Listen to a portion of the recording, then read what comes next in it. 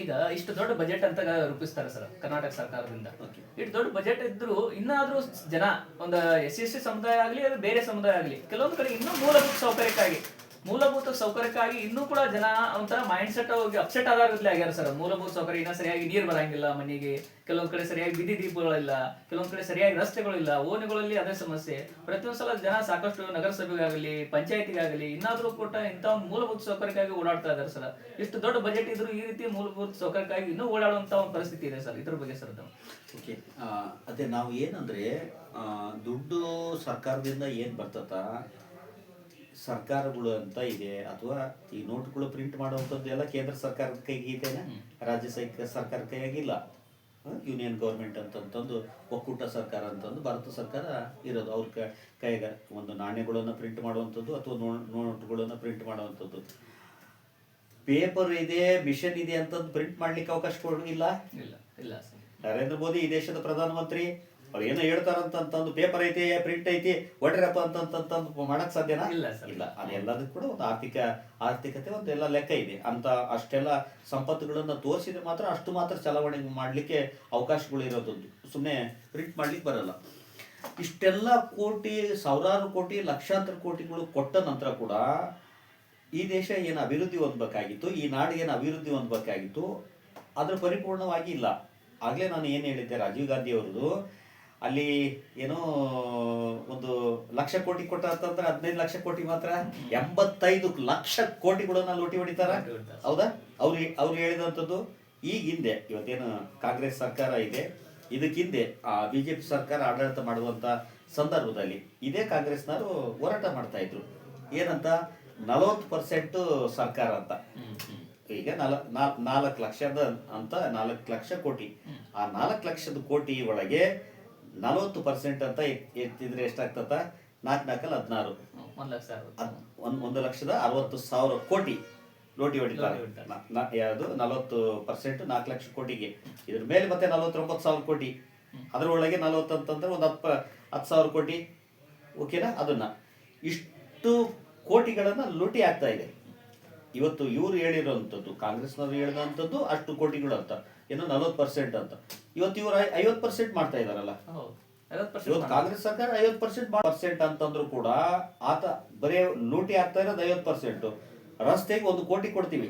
ಇವತ್ತು ಇದೇ ಡಾಕ್ಟರ್ ರಾಜ್ಕುಮಾರ್ ರಸ್ತೆ ಮುಂದೆ ಕೂತೀವಿ. ಎಂತ ಮಹಾನುಭಾವರು, ಅಂತ ಮಹಾನುಭಾವರ ರಸ್ತೆಯಲ್ಲಿ ನಾವೊಂದು KRS ಪಕ್ಷ ಆಶ್ರಯ ಪಡೆದ ಅಂತದ್ದು. ಹೌದಾ? ಅಂತ ಮಹನೀಯರ ಆಶೀರ್ವಾದ ನಮ್ಮ KRS ಪಕ್ಷಕ್ಕೆ ಒಂದು ಒದಗಿ ಬಂದಿರುವಂಥದ್ದು. ಈ ರಸ್ತೆ ಆಗ್ತಾ ಇದೆ. ನಿಮಗೆ ರಸ್ತೆ ನೋಡಿರಿ ನೀವು, ಡಾಕ್ಟರ್ ರಾಜ್ಕುಮಾರ್ ರಸ್ತೆನೆ ಈಗ ಮಾಡ್ತಾ ಇದ್ದಾರೆ ನಿರ್ಮಾಣ. ಅಲ್ಲಿ ಏನು ಆಗಿದೆ ಅದ್ರ ಒಳಗೆ ಒಂದು 25% 30% ಅಷ್ಟೇ ಮಾಡ್ತಾನ. 50% ಲೂಟಿ ಹೊಡೆದ್ರೆ ಅಧಿಕಾರಿಗಳು, ಜನಪ್ರತಿನಿಧಿಗಳು, ಬೇರೆ ಬೇರೆ ಹಂತದ್ದು ಎಲ್ಲರೂ ಕೂಡ ಲೂಟಿಗಳನ್ನು ಹೊಡೆದ್ರೆ ಅಲ್ಲಿ ಒಂದು 10%, 15%, 20% ಯಾರು ಕಾಂಟ್ರಾಕ್ಟರ್ ಲಾಭ ಇಟ್ಕೊಳ್ತಾನ. ಹೌದಾ?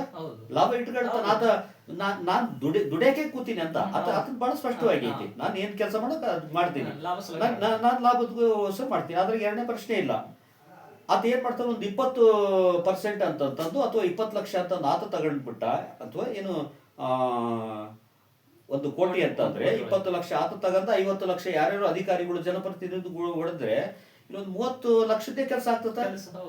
ಹೌದಾ? ಹಂಗಿದ್ದಾಗ ಎಲ್ಲಿ ಅಭಿವೃದ್ಧಿ ಹೊಂದತ? ಸಾಧ್ಯ ಇಲ್ಲ. ಇವತ್ತು ನೀವು ಯಾವುದೇ ಅಧಿಕಾರಿದು, ಒಬ್ಬ ಮುನ್ಸಿಪಾಲಿಟಿ ಕಮಿಷನರ್ದೇ ಆಗಲಿ ಅಥವಾ ಗ್ರಾಮದಲ್ಲಿ ಒಬ್ಬ PDOದು, ಅವನು ಒಂದು ಮನೆ ಕಟ್ಟಿದ್ರೆ ನಿಮಗೆ ಮಿನಿಮಮ್ ಅಂದ್ರೆ 50 ವರ್ಷ ಬಾಳಿಕೆ ಇರ್ತತ. 50 ವರ್ಷ ಬಾಳಿಕೆ ಇರ್ತತ. ಆದ್ರೆ ಸರ್ಕಾರದಿಂದ ಅಂಬೇಡ್ಕರ್ ವಸತಿ ಯೋಜನೆ ಆಗ್ಲಿ, ಇಂದಿರಾ ಗಾಂಧಿ ವಸತಿ ಯೋಜನೆ ಆಗ್ಲಿ, ಬಸವ ವಸತಿ ಯೋಜನೆ, ಹಿಂಗೆಲ್ಲ ಯಾವ್ದು ಎಲ್ಲ ಇದೆ, ಅದ್ರದ್ದು ತೆಗೆದ್ರೆ ಆ ಮನೆಗಳು ನೀವು ಒಂದು 5-6 ವರ್ಷಕ್ಕೆ ಬೀಳ್ತಾವ. 5-6 ವರ್ಷ, 10 ವರ್ಷ ಬರೋದೇ ಇಲ್ಲ. ಈಗ ಇದಕ್ಕಾಗಿ ಬೇರೆ ಇದೈತೆ ಅಂದ್ರೆ ಇಲ್ಲ, ಮಿನಿಮಮ್ ಆಗಿ ಏನ್ ಕಟ್ಲಿಕ್ಕೆ ಬೇಕಾದಂತದ ಅಂತ ಎಲ್ಲ ಅವಕಾಶಗಳನ್ನ ಕೊಟ್ಟಾತ. ದೂರ ಅಂತ ಅಂದ್ರೆ ಈ ಮನೆಗಳು ಈ ಸ್ಥಿತಿ ಒಳಗೈತಿ. ಅವ್ರು ಕಟ್ಟುವಂತ ಮನೆಗಳು ಮಾತ್ರ 50 ವರ್ಷಕ್ಕೆ. ಕೆಮ್ಮಕ್ ನಾನು 50 ವರ್ಷ ಸುಮ್ಮನೆ ಹೇಳ್ತಾ ಇದ್ದೀನಿ. ಅದು 60 ವರ್ಷಕ್ಕೆ ಬರ್ತದ. ಸ್ವಲ್ಪ ತ್ಯಾಪೆ ಹಚ್ಕೊಂತ ಹೋದ್ರೆ 70 ವರ್ಷ ಕೂಡ ಬರ್ತದ. ಇದು ಜನಗಳು ಅರ್ಥ ಮಾಡಿ ಕೇಳಬೇಕು. ಎಲ್ಲಿ ನಮ್ಮನ್ನ ಶೋಷಣೆಗೆ ಒಳಗಾಗಿಸಿರುವಂಥದ್ದು, ನಮ್ಮನ್ನು ಮೋಸ ಮಾಡ್ತಾ ಇರುವಂಥದ್ದು, ನಮ್ಮನ್ನು ವಂಚನೆ ಮಾಡ್ತಾ ಇರೋದು ಯಾರು? ಇಂಥವ್ರ ಕೈಗೆ ನಾವು ಅಧಿಕಾರ ಕೊಡ್ತಾ ಇದೀವಿ ಅಂತದ್ದು. ಅದನ್ನ ನಾವು ಕಂಡ್ರೆ ಖಂಡಿತವಾಗಿ ಆ ಜನಗಳೆಲ್ಲ ಬಹಳ ಒಳ್ಳೆಯ ರೀತಿಯೊಳಗೆ ಡೆವಲಪ್ ಆಗ್ತಾರೆ. ಹೌದು ಸರ್, ಹೌದು. ಅದೇ ರೀತಿ ಸರ್, ಕೊನೆಯದಲ್ಲಿ ನಮ್ಮ SC/ST ಸಮುದಾಯದ ಯುವಕರು ನಮ್ಮ KRS ಪಕ್ಷಕ್ಕೆ ಬರ್ಬೇಕಂದ್ರೆ ಒಂದು ಅವ್ರ ಅರ್ಹತೆ ಏನು, ಮತ್ತೆ ಅವ್ರು ಯಾವ ಒಂದು ಆಧಾರದಲ್ಲಿ ನಮ್ಮ KRS ಪಕ್ಷ ಸೇರ್ಬೇಕು ಅನ್ನೋದ್ರ ಬಗ್ಗೆ ಸರ್. Very good. ನೀವು ಏನು ಓದಿರಿ? ನಾನು 10th ಸೆಕೆಂಡ್ ಇಯರ್ ಕಂಪ್ಲೀಟ್ ಮಾಡಿರಾ? Very good. ಈ ದೇಶದ ಪ್ರಜೆ ಇಲ್ಲಿ ಒಬ್ಬ ಭಿಕ್ಷುಕ ಈ ದೇಶದ ಪ್ರಜೆ ಹೌದಾ ಇಲ್ಲ? ಪ್ರಜೆ ಹೌದಾ? ಹೌದು. Very good. ಈ ದೇಶದ ರಾಷ್ಟ್ರಪತಿ, ಪ್ರಧಾನಮಂತ್ರಿ, ರಾಷ್ಟ್ರಪತಿ ಅವರು ಈ ದೇಶದ ಪ್ರಜೆ. ಅವನು ಅದಾನಿ, ಅಂಬಾನಿ ಅವರು ಕೂಡ ಈ ದೇಶದ ಪ್ರಜೆ. ಲಕ್ಷ ಕೋಟಿಗಟ್ಟಲೆ ಎಷ್ಟಿಲ್ಲ, ಲಕ್ಷ ಕೋಟಿಗಳೆಲ್ಲ ಇದ್ರು ಕೂಡ ಈ ದೇಶದ ಪ್ರಜೆ. KRS ಪಕ್ಷಕ್ಕೆ ಬಂದು ಸೇರೋದಕ್ಕೆ ಆತ ಬರ್ಬೇಕು ಈತ ಬರ್ಬೇಕು ಇಲ್ಲ. ಇದು ಈ ದೇಶದ ಒಳಗೆ ಹೆಂಗೆ ಇರ್ತೀರಿ, KRS ಪಕ್ಷದೊಳಗೆ ಹಂಗೆ ಇರೋದು, ಬೇರೆ ಏನಿಲ್ಲ. ಬಹಳ ಜನ ಭಾವಿಸ್ತಿರ್ತಾರ KRS ಪಕ್ಷಕ್ಕೆ ಹೋದ್ರೆ ನಾವು ಬರ್ರಿಯಪ್ಪ KRS ಪಕ್ಷಕ್ಕೆ ಬರ್ರಿ ಅಂತ. ಸಾರ್ ನಿಮಗಂತೂ ಅದೇ ಕೆಲಸ ಐತಿ ಸಾರ್, ಅದನ್ನ ಮಾಡ್ಕೇಳ್ತೀರಿ, ನಮಗೆಲ್ಲ ದುಡಿತೀವಲ್ಲ ಸರ್, ನಾವು ಕೆಲಸ ಮಾಡ್ಬೇಕಲ್ಲ ಸರ್, ಹೆಂಡತಿ ಮಕ್ಕಳೆಲ್ಲ ಬದುಕಲ್ಲ ಸರ್, ಅವ್ರನ್ನೆಲ್ಲ ನೋಡ್ಕೊಳ್ಬೇಕಲ್ಲ ಸರ್ ಅಂತ. ನಾವು ಹೇಳ್ತಾ ಇರೋದು ಏನಂದ್ರೆ ಈ ದೇಶದ ಪ್ರಜೆಗಳಾಗಿ ಈ ದೇಶದ ಕಾರ್ಯಕ್ರಮಗಳನ್ನ, ಈ ದೇಶದ ಏನು ಯಾವ್ದಾದ್ರು ರಾಷ್ಟ್ರೀಯ ಹಬ್ಬಗಳಲ್ಲಿ ಪಾಲ್ಗೊಳ್ಳಲೇಬೇಕಂತ ಕಂಡೀಷನ್ ಐತೆ. ಜನವರಿ 26 ಬರ್ತದ. ಭಾರತದ ಸಂವಿಧಾನ ಅಂಗೀಕಾರ ಆಗಿ ಏನು ಜಾರಿಗೆ ಬಂದಂತ ದಿನ, ಬಹಳ ಪವಿತ್ರವಾದಂಥದ್ದು, ಪ್ರಜಾಪ್ರಭುತ್ವ ಅನುಷ್ಠಾನಕ್ಕೆ ಬಂದ ದಿನ. ಅವತ್ತು ಭಾಗವಹಿಸ್ಲೇಬೇಕಂತೈತೆ. ಈ ದೇಶ ಹೇಳ್ತದ ಭಾಗವಹಿಸ್ರಪ್ಪ, ದಯವಿಟ್ಟು ಭಾಗವಹಿಸ್ರಿ ಅಂತ ಹೇಳ್ಬೋದು, ಅಷ್ಟೇ ಹೇಳ್ಬೋದು.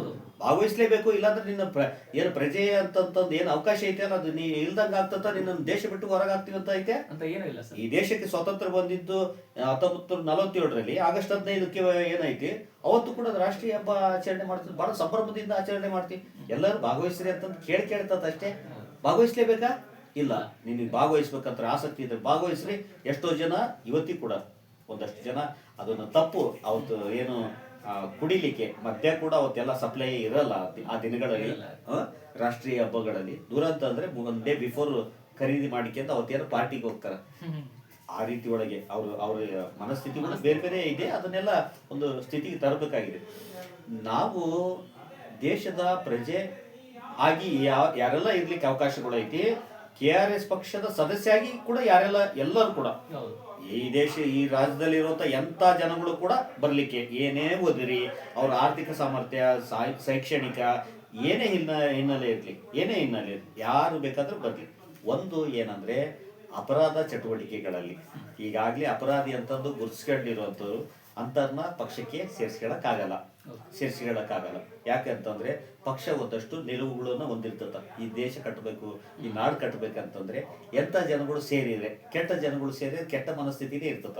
ಹಂಗಾಗಿ ಒಳ್ಳೆ ಜನಗಳು, ಆಮೇಲೆ ಕೆಟ್ಟ ಜನಗಳು ಕೂಡ ಇಲ್ಲಿ ಬಂದ್ರೆ, ಇಲ್ಲಿ ಎಲ್ಲ ಕೂಡ ಈಗ ಒಂದು ಮಾತಿದೆ, 10 ಜನ ಸುಳ್ಳು ಹೇಳಿದ್ರೆ ಒಂದು ಸುಳ್ಳು ಕೂಡ ಸತ್ಯ ಆಗಿ ಹೋಗ್ತದ. ಆದ್ರೆ ಇಲ್ಲಿ KRS ಪಕ್ಷದಲ್ಲಿ ಎಲ್ಲರೂ ಬರೀ ಒಳ್ಳೆಯವರೇ ಸಿಗ್ತಾರ. ಒಬ್ಬರು ಮೋಸ ಮಾಡೋರು, ವಂಚನೆ ಮಾಡೋರು, ಲೂಟಿ ಮಾಡೋರು, KRS ಪಕ್ಷ ನಾಳೆ MLA ಆಗಿಬಿಡ್ತೀವಿ, ಏನೋ ಮಾಡ್ತೀವಿ, ಏನೋ ಲೂಟಿ ಮಾಡ್ತೀವಿ, ಯಾರಿಗೂ ಅಂತ ಕನಸೇ ಇಲ್ಲ. ಹಂಗಿದ್ದಾಗ ಇಲ್ಲಿ ಬಂದಂತ ಜನಗಳು ಕೂಡ ಅವರು ಕೂಡ ಮನಸ್ಸು ಪರಿವರ್ತನೆ ಆಗ್ತದ. ಹಂಗಾಗಿ ಎಲ್ಲರೂ ಕೂಡ ಬರಬೇಕು. ಹಂಗಾಗಿ ನಾನು ಇದೇ ಸಂದರ್ಭದಲ್ಲಿ ಹೇಳ್ತೀನಿ, ಆಗ್ಲೇ ನೀವು ಕೇಳಿದ್ರೆ ಅದಕ್ಕೆ ನಾನು ಬೇರೆ ಬೇರೆ ಉತ್ತರ ಕೊಟ್ಟೆ.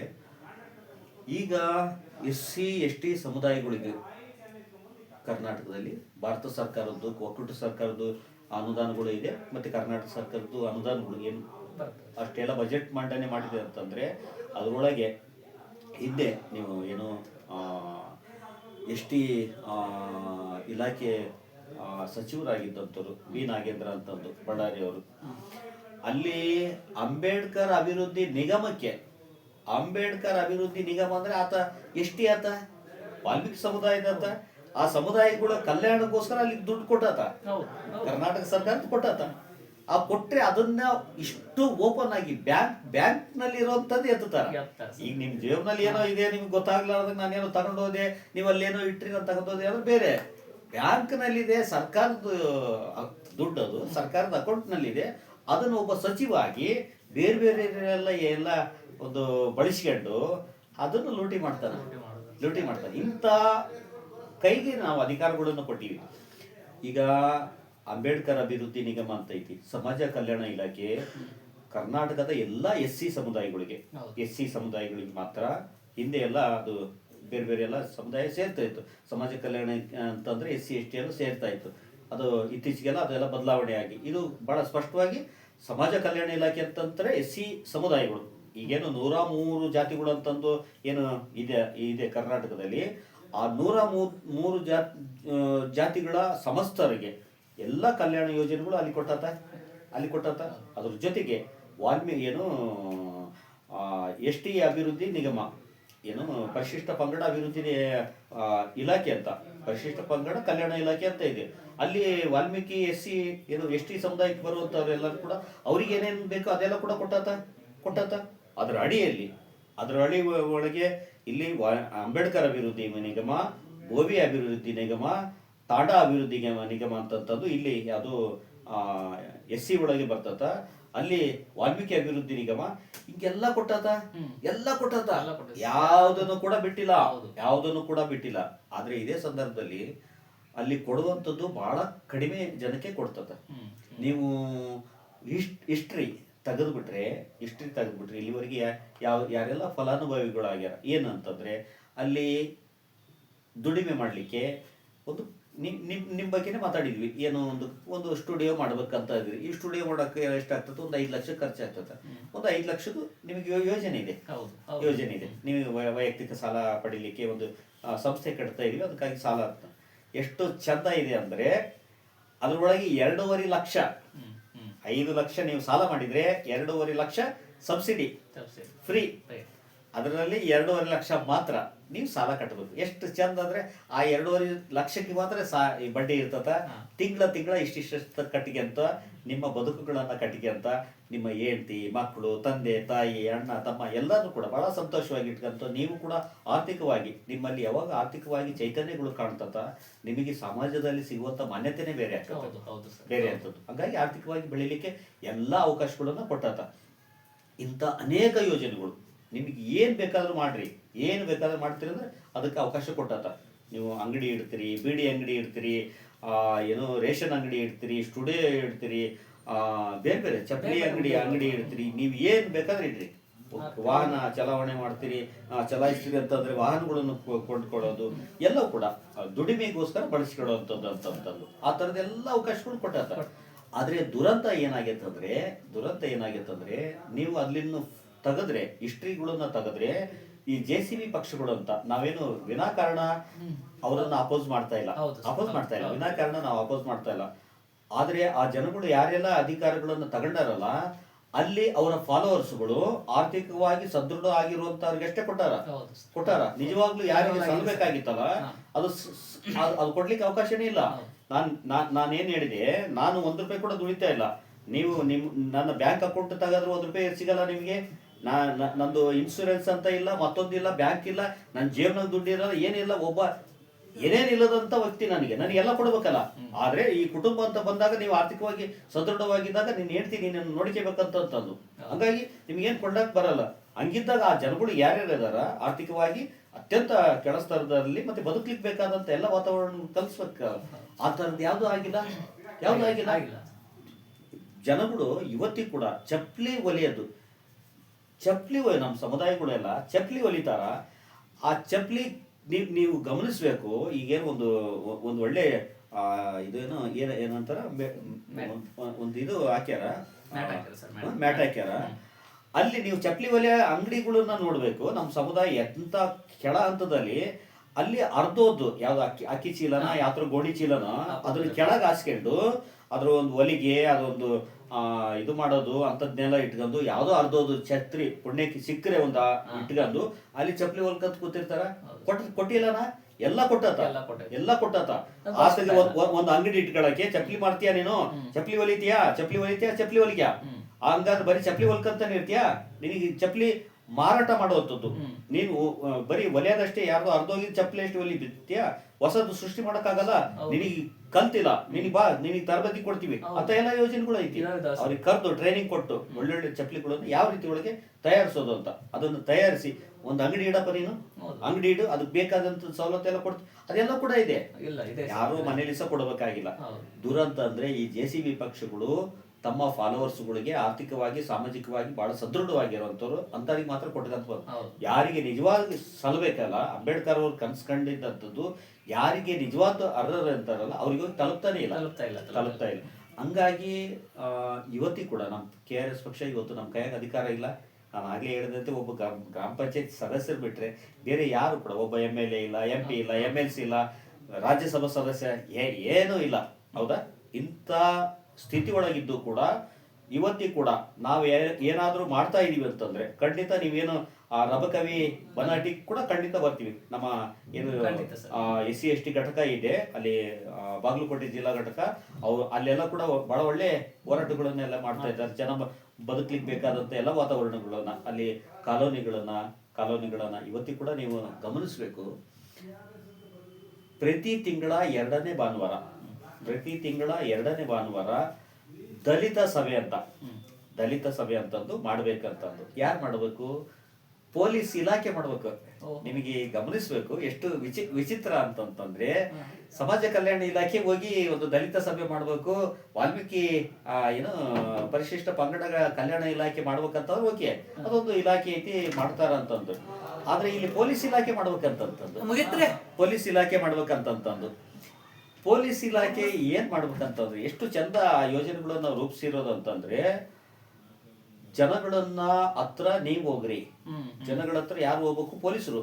ಪ್ರತಿ ಒಂದು ಪೊಲೀಸ್ ಠಾಣೆ ಕರ್ನಾಟಕದಲ್ಲಿ ಸುಮಾರು ಒಂದು 2,000 ಪೊಲೀಸ್ ಠಾಣೆಗಳು ಇದೆಯೇನೋ ಕರ್ನಾಟಕದ ಎಲ್ಲಾ ಪೊಲೀಸ್ ಠಾಣೆಗಳಲ್ಲಿ ಇರುವಂತ ಎಲ್ಲಾ ಅಧಿಕಾರಿಗಳು ಪ್ರತಿ ತಿಂಗಳು ಎರಡನೇ ಭಾನುವಾರ ದಲಿತ ಕೇರಿಗೂ ಅಂದ್ರೆ SC/ST ಜನಗಳು ಅತಿ ಹೆಚ್ಚು ವಾಸವಾಗಿರುವಂತದ್ದು. ಎಲ್ಲ ಕಡೆ ಹೋಗಿ ಮಾಡ್ಲಿಕ್ಕೆ ಅವಕಾಶಗಳು ಇರಲ್ಲ. ಜಾಸ್ತಿ ಜನ ಎಲ್ಲಿ ವಾಸ ಇದ್ದಾರೆ ಅಲ್ಲಿ ಹೋಗಿ ಅವ್ರ ಸಮಸ್ಯೆ ಕೇಳ್ಬೇಕು. ನಾವು ಬಂದೀವಪ್ಪ, ನಿಮಗೆ ಏನ್ ಬೇಕು?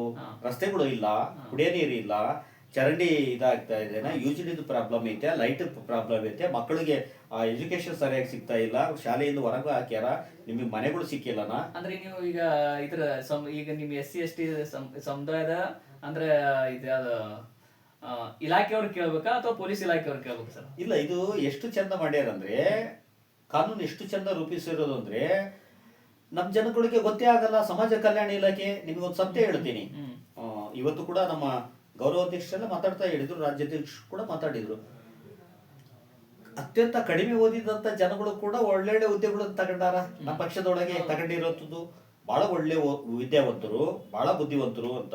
ನಾನು KRS ಪಕ್ಷದ SC/ST ಘಟಕದ ರಾಜ್ಯಾಧ್ಯಕ್ಷ. ನನಗೆ ಇವತ್ತು ಇರುವಂತ ನಾನೇನು ಒಂದು ಡಿಗ್ರಿ ಓದ್ಕೊಂಡಿದ್ದೀನಿ, PG ಅಂತಂದು MA ಕನ್ನಡ ಅಂತಂದು ಓದುವಂತ ಸಂದರ್ಭದಲ್ಲಿ ನಾನು ದುಡಿಯುವಂತ ಪ್ರಸಂಗ ಬಂತು. ನಮ್ಮ ತಂದೆ ವಯಸ್ಸಾಗಿದ್ದ ಕಾರಣಕ್ಕೋಸ್ಕರ ನಾನು ಎಜುಕೇಶನ್ ಅಲ್ಲಿಗೆ ಸ್ಟಾಪ್ ಮಾಡಿ ನಾನು ಬದುಕಿಗೆ ಬಂದೆ ನಾನು. ಆದರೆ ನಾನು ಡಿಗ್ರಿ ಓದಂತನು ನಾನು ಏನು ಮಾತಾಡ್ತಾ ಇದ್ದೀನಿ, ನನ್ನ ಹತ್ರ ಏನು ವಿಚಾರಗಳು ಇದಾವ, ನನಕ್ಕಿಂತ ಅದ್ಭುತವಾಗಿ ಮಾತಾಡುವಂಥ, ಅದ್ಭುತವಾಗಿ ಚಿಂತನೆ ಮಾಡುವಂಥ, ಅತ್ಯಂತ ಒಳ್ಳೊಳ್ಳೆ ಎಜುಕೇಶನ್ಗಳನ್ನು ತಗೊಂಡಂಥವ್ರು, ವಿವೇಚನೆಗಳು ಇರುವಂಥ ಜನಗಳು ಇವತ್ತು ನಮ್ಮ KRS ಪಕ್ಷದಲ್ಲಿ ಬಂದಿಲ್ಲ.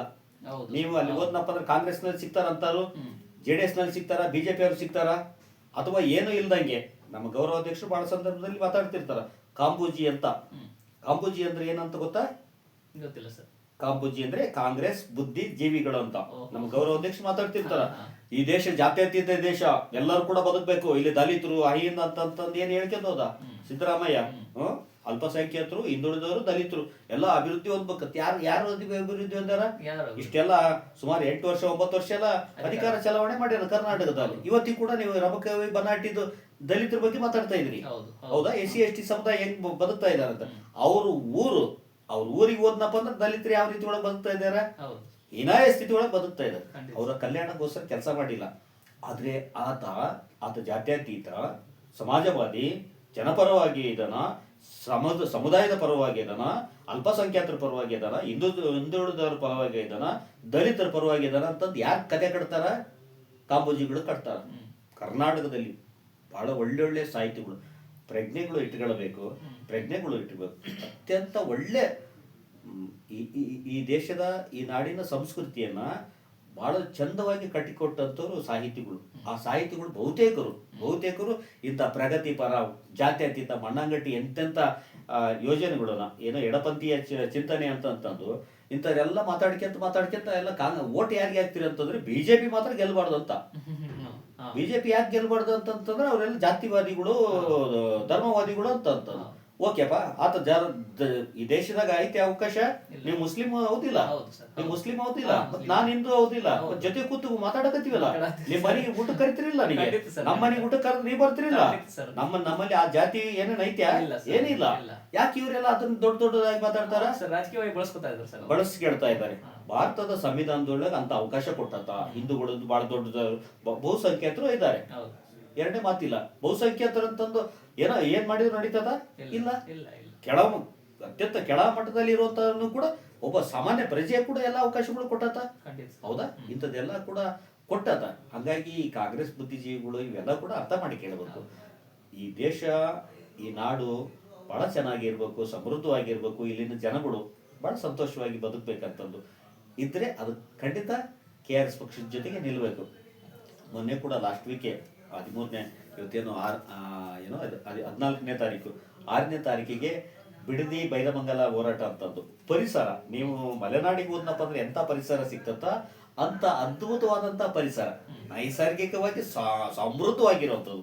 ಅಂತ ಗಿಡ ಮರ ಸಸ್ಯಗಳು ಎಲ್ಲವೂ ಕೂಡ ಅಷ್ಟು ಚಂದ ಇರುವಂಥದ್ದು. ಇದನ್ನ ಇವತ್ತು DK ಶಿವಕುಮಾರ್ ಏನು ಅಧಿಕಾರ ಕೊಟ್ಟಾರ, ಈಗ ಆತ ನೋಡಿದ್ರೆ ಒಂದು ಏನು ಇದು ಮಾಡ್ತಾನೆ, ಕಾಂಕ್ರೀಟ್ ಕಾಡು ಕಟ್ಲಿಕ್ಕೆ.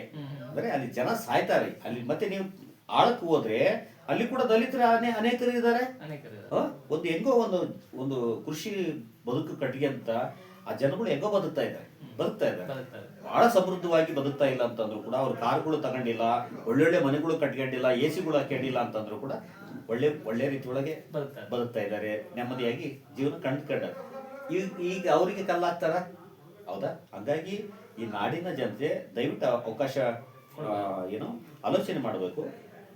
ಇವತ್ತು ಯಾವುದೂ ಇಲ್ಲ ಅಂತಂದ್ರೆ, ಇವತ್ತು ಯಾರು ಇಲ್ಲ ಅಂದ್ರೆ ಯಾರು ಬೇಕಾದ್ರೂ ಪರಿಶೀಲನೆ ಮಾಡ್ಲಿ, ನಮ್ಮನ್ನ KRS ಪಕ್ಷದನ್ನ ಪರಿಶೀಲನೆ ಮಾಡ್ಲಿ. ನಾವು ಬಹಳ ಓಪನ್ ಆಗಿ ಇದೀವಿ. ಏನು ಮಾತುಗಳು ಬಂದ್ರು ಕೂಡ ಇವತ್ತು ಕೂಡ ಕರ್ನಾಟಕಕ್ಕೆ ಲೈವ್ಗಳನ್ನ, ಫೇಸ್ಬುಕ್ ಲೈವ್ಗಳನ್ನ ಈಗ ನೀವು ಏನು ವಿಡಿಯೋ ಮಾಡ್ತಾ ಇದ್ರಲ್ಲ, ಕಚೇರಿಗಳಾಗ್ಲಿ ಎಲ್ಲೇ ಆಗ್ಲಿ ಹೋಗಿ ನೀವು ವಿಡಿಯೋಗಳನ್ನ ಅಂತಂದ್ರೆ ಏನ್ ಪಾರದರ್ಶಕ ಆಡಳಿತ ಅಂತಂದು ಅದನ್ನ ನಾವು ತೋರಿಸ್ತಾ ಇದೀವಿ. ಯಾವ ತೋರಿಸಿ ನಮಗಿಂತ ಒಳ್ಳೊಳ್ಳೆ ಬುದ್ಧಿವಂತರು ಎಲ್ಲರೂ ಇದಾರಲ್ಲ, ಅವ್ರು ಮಾಡ್ಬೋದಾಗಿತ್ತಲ್ಲ, ಮಾಡಲ್ಲ. ನಮ್ಮ ಬಳ್ಳಾರಿ ವಿಜಯನಗರ ಜಿಲ್ಲೆಗೆ ಜಿಲ್ಲಾಧ್ಯಕ್ಷರು ಲೋಕೇಶ್ ಅಂತ ಇದ್ದಾರೆ. ಲೋಕೇಶ್ ಅಂತ SC/ST ಘಟಕದ ಜಿಲ್ಲಾಧ್ಯಕ್ಷರು. ನಾನು ಕೇಳ್ತಾ ಇರ್ತೀನಿ, ನಾನು ಈ ಸಂದರ್ಭದಲ್ಲಿ ಕೂಡ ಹೇಳ್ತೀನಿ, ಈ ಸಮಾಜ, ಈ ನಾಡಿನ ಜನತೆ, ನಮ್ಮ SC/ST ಸಮುದಾಯ, ನಮ್ಮ ದಲಿತರು ಅರ್ಥ ಮಾಡಿ ಕೇಳಬೇಕು. ಆತನ ಎಜುಕೇಶನ್ ಏನಂತಂದ್ರೆ 8ನೇ ಕ್ಲಾಸ್ ಓದಂತರು ಇವತ್ತು ನಮ್ಮ KRS ಪಕ್ಷದ SC/ST ಘಟಕದ ಜಿಲ್ಲಾಧ್ಯಕ್ಷರು. ಅಲ್ಲಿ ಜಿಲ್ಲಾ ಪ್ರಧಾನ ಕಾರ್ಯದರ್ಶಿ 10ನೇ ಕ್ಲಾಸ್ ಫೇಲ್ ಆಗಿರುವಂತ ವ್ಯಕ್ತಿ. ಒಂದು ಜಿಲ್ಲಾ ಪದಾಧಿಕಾರಿಗಳು ಇವತ್ತು ನಾನು ಪಾಯ ಗಣೇಶ್ SC/ST ಘಟಕದ ರಾಜ್ಯಾಧ್ಯಕ್ಷ ಆಗಿ ಇವತ್ತು ನನ್ನ ಜೊತೆ ಈಗ ನಿಮಗೆ ಈ ಒಂದು ಇಂಟರ್ವ್ಯೂ ಮಾಡೋದಕ್ಕಿಂತ ಮುಂಚೆ ನಾನು ನಿಮಗೆ ಕೇಳಿದೆ, ಒಂದು ಟೀ ಕುಡಿಸ್ಬೇಕಂತಂದ್ರೆ ನೀವು ನಮ್ಮ ಆನಂದ್ ಸರ್ ಅವರೆಲ್ಲ ಕರ್ಕೊಂಡೋಗಿ ನಮಗೆ ಟೀ ಕುಡಿಸಿದ್ರೆ ನಾನು ಕೊಡ್ಲಿಲ್ಲ ಬಿಲ್ಲು. ಅಂದ್ರೆ ನಾವು ಬದುಕುವಂತ ರೀತಿ, ನಮ್ಮನ್ನ ನಾವು ಈ ದೇಶಕ್ಕೆ, ಈ ನಾಡಿಗೋಸ್ಕರ ಅರ್ಪಣೆ ಮಾಡಿಕೊಂಡಿದ್ದೀವಿ. ನಮ್ಮಲ್ಲಿ ಇರುವಂತ ಜನ ಯಾರಂದ್ರೆ 8ನೇ ಕ್ಲಾಸ್ ಓದುವಂತ ವ್ಯಕ್ತಿ ಒಬ್ಬ ಜಿಲ್ಲಾಧ್ಯಕ್ಷ. ಆತ ಬರ್ಬೇಕಾದ್ರೆ ಬಸ್ನಲ್ಲಿ ಬರ್ತಾನ, ಒಂದು ಗಾಡಿ ಇಲ್ಲ ಆತನ ಹತ್ರ, ಒಂದು ಗಾಡಿ ಇಲ್ಲ. ಇದು ಸ್ಥಿತಿ. ಆದ್ರೆ ನೀವು ಬೇರೆ JCB ಪಕ್ಷಗಳಂತ ಏನ್ ಹೇಳ್ತೀವಿ, ಒಬ್ಬ ಯಾವ್ದಾದ್ರು ಒಂದು ಘಟಕಕ್ಕೆ ತಾಲೂಕು ಅಧ್ಯಕ್ಷ ಮಾಡಿಬಿಟ್ರಿ, ತಾಲೂಕು ಅಧ್ಯಕ್ಷ, ಉಪಾಧ್ಯಕ್ಷ, ಪ್ರಧಾನ ಕಾರ್ಯದರ್ಶಿ ಮಾಡಿ ಇನ್ನೋವಾ ಕಾರ್ಗಳು ಬರ್ತಾವ. ಅಂತ ಕಾರ್ಗಳು ಹಾಕ್ಯಂದು ಏನು ಬಟ್ಟೆಗಳು, ಆ ನಾಯಿ ಚೈನ್ಗಳು ಹಾಕ್ಯಂದು, ಬಂಗಾರದ ಚೈನ್ಗಳು ಹಾಕ್ಯಂದು ಏನು ತೋರ್ಸೋದು? ಅಂದ್ರೆ ನೀನು ಕೆಲಸ ಮಾಡ್ಬೇಕಾದ್ರೆ ಇದೇ ಹಾಕ್ಬೇಕಾಗಿತ್ತ? ಹೌದಾ? ಹಂಗಾಗಿ ಈ ನಾಡಿನ ಜನತೆ ಅರ್ಥ ಮಾಡಿ ಕೇಳಬೇಕು. ನಮಗೋಸ್ಕರ ನಾವು ಏನೆಲ್ಲ ಮಾಡ್ಲಿಕ್ಕೆ ಕೇಳಲಿಕ್ಕೆ ಅವಕಾಶಗಳು ಇದ್ರೂ ಕೂಡ ಈ ನಾಡು ಕಟ್ಟಬೇಕು ಅಂತಂದು ಬಂದಂತ ಜನ. ಹಂಗಾಗಿ ಇಂಥ ಒಂದು ಸಂದರ್ಭದಲ್ಲಿ ಈ ನಾಡಿನ ಮಹಾಜನತೆ ಅರ್ಥ ಮಾಡಿ ಕೇಳಬೇಕು. ಅದರಲ್ಲಿ ಕೂಡ SC/ST ಸಮುದಾಯ, ಯಾಕಂದ್ರೆ ಎಲ್ಲಾ ರೀತಿ ಒಳಗೆ ಬಹಳ ಕೆಳಮಟ್ಟದಲ್ಲಿ, ಕೆಳಮಟ್ಟದ ಜನ ಅಲ್ಲ, ಕೆಳಮಟ್ಟದ ಜನ ಅಲ್ಲ. ಅಂದ್ರೆ ಆ ರೀತಿ ಬದುಕ್ತಾ ಇದ್ದಾರೆ. ಅವ್ರು ಆರ್ಥಿಕವಾಗಿ ಆರ್ಥಿಕವಾಗಿ ಆ ರೀತಿ ಆಗಿದ್ದಾರೆ ಅವ್ರ ಸರ್. ಬಟ್ಟೆಗಳನ್ನ ನಮ್ಮ ಜನಗಳನ್ನ ನೀವು ನೋಡಿದ್ರೆ ಅನೇಕ ಬಾರಿ ಒಂದು ದಿನಕ್ಕೆ ಒಂದು ಸ್ನಾನ ಮಾಡೋದು ಗೊತ್ತಿಲ್ಲ ನಿಮಗೆ, ಒಂದು ಸಂಸ್ಕೃತಿನೇ ಕಲಿಸಿಲ್ಲ. ಸ್ನಾನ ಮಾಡೋದೈತೆಲ್ಲ ಒಂದು ಮನುಷ್ಯನಲ್ಲಿ ಒಂದು ಚೈತನ್ಯ ಕೊಡ್ತದ. ಬಟ್ಟೆಗಳನ್ನ ದಿನ ದಿನ ಒಗೆದು ಹಾಕಿ ಹೇಳ್ರಿ, ನಿಮ್ಮಲ್ಲಿ ಒಂದು ಚೈತನ್ಯ ಕಾಡ್ತದ. ಏನಾದ್ರೂ ಕೆಲಸ ಮಾಡ್ಬೇಕಾದ್ರೆ ಒಂದು ಆಸಕ್ತಿ ಬರ್ತದ. ನೀವು ಒಂದು ಸ್ನಾನ ಮಾಡಲ್ಲ, ಒಂದು ಬಟ್ಟೆಗಳನ್ನ ಅದೇ ರೀತಿ ಇರ್ತೈತ, ಒಂದು ತಲೆ ಬಾಚಿಗಳಲ್ಲ, ನಿಮಗೆ ಅದು ಯಾವ್ದು ಕೂಡ ಪ್ರಜ್ಞೆನೇ ಇಲ್ಲ ಅಂತಂದ್ರೆ ನಿಮಗೆ ಏನಾಗ್ತದ, ನಿಮ್ಮ ದೇಹ ನಿಮಗೆ ಕೊಳೆತ ವಾಸನೆ ಕಾಣತ್ತದ. ಅವ್ ಏನ್ ಮಾಡ್ತಾರ, ಕುಡಿಯಕ್ ಹೋಗ್ತಾರ, ಬೀಡಿ ಸೇರ್ತಾರ, ಸಿಗರೇಟ್ ಸೇರ್ತಾರ, ತಂಬಾಕುಗಳನ್ನ ಹಾಕಿ ಅಂತಾರ. ಇವೆಲ್ಲ ಕೂಡ KRS ಪಕ್ಷ ಇದನ್ನ ಬಹಳ ಸ್ಪಷ್ಟವಾಗಿ ಹೇಳ್ತಾ ಇದೆ. ಮದ್ಯದಿಂದ ಅತಿ ಹೆಚ್ಚು ಸಂತ್ರಸ್ತರು ಏನಾದ್ರು ಕರ್ನಾಟಕದಲ್ಲಿ ಇದ್ರೆ, ಭಾರತದಲ್ಲಿ ಇದ್ನಪ್ಪ ಅಂದ್ರೆ ಅತಿ ಹೆಚ್ಚು ನೀವೇನಾದ್ರೂ ಪರ್ಸೆಂಟೇಜ್ ತೆಗೆದ್ರೆ ಅದು ಖಂಡಿತವಾಗಿ SC ಸಮುದಾಯದವರು ST ಸಮುದಾಯದವರು ಜಾಸ್ತಿ ಇದ್ದಾರೆ. ಇದು ಖಂಡಿತ. ಯಾಕಂದ್ರೆ ನಮಗೆ ಆ ತರದ್ದು ಇದೇ ಗೊತ್ತಿಲ್ಲ, ಬದುಕುವಂತ ರೀತಿನೇ ಗೊತ್ತಿಲ್ಲ. KRS ಪಕ್ಷ ಅಧಿಕಾರಕ್ಕೆ ಬಂದ್ರೆ ನಿಮಗೆ ಬದುಕುವ ಸಂಸ್ಕೃತಿಯನ್ನ ಕಲಿಸ್ತೀವಿ. ನಿಮಗೆ ಕುಡಿಲಿಕ್ಕೆ ಬಿಡಲ್ಲ, ಕುಡಿಲಿಕ್ಕೆ ಇವತ್ತು KRS ಪಕ್ಷದೊಳಗೆ ಬಂದ್ರೆ ನಮ್ ಗೌರವಾಧ್ಯಕ್ಷರು ಇವತ್ತು ಕೂಡ ಹೇಳಿದ್ರು, ನೀನ್ ಕುಡಿದು ಬಂದಿ ಅಂದ್ರೆ ಇವತ್ತು ಹೋಗ್ಬೇಕು. ನಮ್ಮ ಹತ್ರ ಜನ ಇಲ್ಲ ಅಂದ್ರೆ ಕೂಡ ಚಿಂತೆ ಇಲ್ಲ, ಹೋಗ್ಬೇಕು. ನೀನ್ ಬರ್ಬಾರ್ದು. ಬಾಯಲ್ಲಿ ನೀನು ತಂಬಾಕು ಹಾಕೊಂಡಿ, ಸಿಗರೇಟ್ ಸೇದಿ, ಬೀಡಿ ಸೇದಿ ಅಂತಂದ್ರೆ ಬರ್ಬಾರ್ದು ನೀನು ಅಂತ. ಹೌದಾ? ಇಂಥ ಬದುಕುವನ್ನ, ಒಂದು ನೆಮ್ಮದಿಯುತ ಬದುಕನ್ನ ಕಲ್ಪಿಸುವಂತದ್ದು ಐತಲ್ಲ, ಇವತ್ತಿಗೂ ಕೂಡ KRS ಪಕ್ಷ ಅಂತ ಒಂದು ಸಂಸ್ಕಾರವನ್ನ ಕಲಿಸ್ತಾ ಇದೆ. ನನಗಂತೂ ಬಹಳ ಹೆಮ್ಮೆ ಇದೆ. ನಮ್ KRS ಪಕ್ಷದೊಳಗೆ, KRS ಪಕ್ಷಕ್ಕೆ ಈ ನಾಡಿನ ಮಹಾಜನತೆ, SC ST ಮಹಾಜನತೆ, ನಾನು ಕೈ ಮುಗಿದು ಕೂಡ ಕೇಳ್ತೀನಿ ಇದೇ ಸಂದರ್ಭದಲ್ಲಿ, ಮಹಾಜನತೆ ದಯವಿಟ್ಟು ಅರ್ಥ ಮಾಡ್ಕೊಳ್ಳಿ. ನಿಮ್ಮ ಪರವಾಗಿನೇ ನಾವು ಕೆಲಸ ಮಾಡ್ತೀವಿ. ನಮಗೇನು ವೈಯಕ್ತಿಕವಾಗಿ ಬೇರೆ ಯಾವುದಕ್ಕೂ ಹಿತಾಸಕ್ತಿಗಳು ಇಲ್ಲ. ನೀವು ಕೈಗೆ ಅಧಿಕಾರ ಕೊಟ್ಟರೆ ಭಾರತದ ಸಂವಿಧಾನ ಮತ್ತು ಭಾರತದ ಕಾನೂನುಗಳು ಪರಿಪೂರ್ಣವಾಗಿ ಜಾರಿಗೆ ತರ್ತೀವಿ. ನಿಮ್ಮ ಎಲ್ಲ ಸಮಸ್ಯೆಗಳು ಬಗೆಹರ್ತದ. ಮತ್ತೆ ಸಮಸ್ಯೆ ಬಗೆಹರಿಯೋದಷ್ಟೇ ಅಲ್ಲ, ನಿಮ್ಮ ಸಾಮಾಜಿಕ ಸ್ಥಿತಿಗತಿಗಳನ್ನ ಮೇಲಂತಕ್ಕೆ ತರ್ತೀವಿ, ಆರ್ಥಿಕ ಸ್ಥಿತಿಗತಿಗಳನ್ನ ಮೇಲಕ್ಕೆ ತರ್ತೀವಿ, ಶೈಕ್ಷಣಿಕ ಬಹಳ ಜನ ಸಮಾಜದಲ್ಲಿ ಒಂದು ಸದೃಢವಾಗಿ ಬದುಕುವಂತ ವ್ಯವಸ್ಥೆ ಎಲ್ಲ ಕೂಡ ಸಮಾನತೆ ಅಂತಂದು ಅಂಬೇಡ್ಕರ್ ಕಟ್ಟಿದಂತ ಸಮಾನತೆ ಅಂತಂದ್ರೆ, ಈ ದೇವಸ್ಥಾನಗಳಿಗೆ ಹೋದ್ನಪ್ಪ ಅಂತಂದ್ರೆ ನಾವೆಲ್ಲ ಹೋಗೋದು ಅದು ಸಮಾನ ಅಲ್ಲ. ಆರ್ಥಿಕವಾಗಿ ಸಾಮಾಜಿಕವಾಗಿ ಒಬ್ಬ ಕಾರ್ ತಗೊಂಬಂದು ನಿಂತ ನಾನು ಕೂಡ ಕಾರ್ ತಗೊಂಬಂದು ನಿಂತ್ಕೊಳ್ಬೇಕಲ್ಲ. ನನ್ನ ಆತನ ಹತ್ರ 1 ಲಕ್ಷ ಏನೋ ಬ್ಯಾಲೆನ್ಸ್ ಐತಪ್ಪ, ನನ್ನ ಹತ್ರ ಕೂಡ 1 ಲಕ್ಷ ಇರ್ಬೇಕಾಗಿತ್ತಲ್ಲ. ಎಲ್ಲೈತಿ? ನಮ್ ಜನಕ್ಕೆ ಅದು ಬದುಕುವ ಸಂಸ್ಕೃತಿನೇ ಕಲಿಸಿಲ್ಲ ಈ JCB ಪಕ್ಷಗಳು. ದುರಂತ ಅಂತಂದ್ರೆ, ಒಂದು ದಿನಕ್ಕೆ ಕೂಲಿಗೆ ಹೋದ್ನಪ್ಪ ಅಂತಂದ್ರೆ ಅಲ್ಲಿ 500 ರೂಪಾಯಿ ಬರ್ತದ, 300 ರೂಪಾಯಿ ಗೊತ್ತಿಲ್ಲ. ನಮ್ಮ ಜನಗಳು ಫಸ್ಟ್ ಆ ದುಡ್ಡಿಂದು ಫಸ್ಟ್ ಕೈಯಾಗ ಬಂತಂತಂದ್ರೆ ಫಸ್ಟ್ ಸರ ಅಂಗಡಿ ಕಾಣ್ತದ, ಫಸ್ಟ್ ನೇರವಾಗಿ ಅಲ್ಲಿ ಹೋಗಿ ಕುಡಿಬೇಕು. ಕುಡಿದು ಅಲ್ಲಿ ಚಾಕಣ ಸಿಕ್ತತ, ಬಿಡಿ ಸಿಕ್ತತ, ಅಂತವೆಲ್ಲ ಹಾಕೊಂಡು ಮನೆಗೆ ಏನ್ ತಗೊಂಡ್ ಹೋಗಿ ಕೊಡ್ತಾರ? 10% ಕೂಡ ಏನು 50% ಕೂಡ ಮನೆಗೆ ಕೊಡ್ತಾ ಇಲ್ಲ.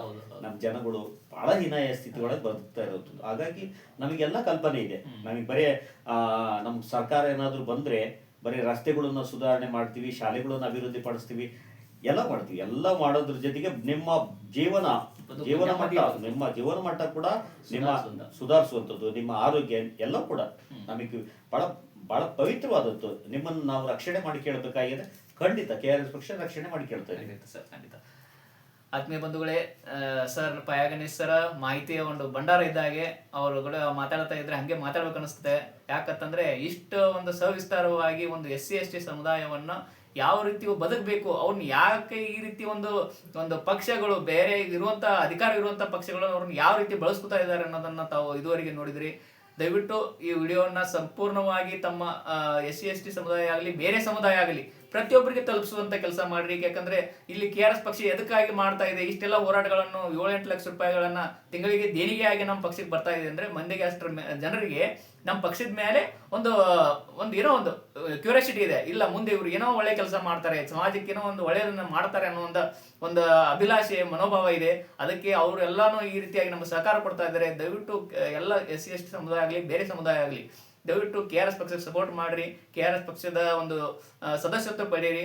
ಮುಂದೆ ತಾವು ವಾರಕ್ಕೆ ಪೂರ ಆಗಲಿಲ್ಲ ಅಂದ್ರೂ ವಾರದಲ್ಲಿ 1 ದಿವಸ ಆದ್ರೂ ಒಂದು ಸಮಾಜಕ್ಕಾಗಿ ದುಡಿಯುವಂತ ಕೆಲಸವನ್ನು ಎಲ್ಲರೂ ಮಾಡ್ರಿ. ಮಾಡಿ ಸರ್ ತಾವು ಇದುವರೆಗೆ ನಮ್ಮ ರಬಕವಿಬನಟ್ಟಿ ತಾಲೂಕಿನ ಎಲ್ಲ ಜನತೆಯ ಪರವಾಗಿ ಆಮೇಲೆ ಕರ್ನಾಟಕದ ಸಮಸ್ತ ನಾಗರಿಕರ ಪರವಾಗಿ ವೆರಿ ಗುಡ್. ಇದುವರೆಗೂ ತಾವು ಈ ರೀತಿ ನಮ್ಮ ಎಲ್ಲ ಸಮುದಾಯಕ್ಕೆ ಒಂದು SC/ST ಸಮುದಾಯಕ್ಕೆ ಏನು ಸವಲತ್ತು ಸಿಗಬೇಕು, ಅದರಿಂದ ಯಾವ ರೀತಿ ಸರ್ಕಾರ ಅವರಿಂದ ಯಾವ ರೀತಿ ಅವ್ರಿಗೆ ದುರುಪಯೋಗ ಪಡಿಸ್ಕೊತಾ ಇದೆ ಅನ್ನೋದನ್ನ ತಾವು ಬಹಳ ಸಂತೋಷ. ಓಕೆ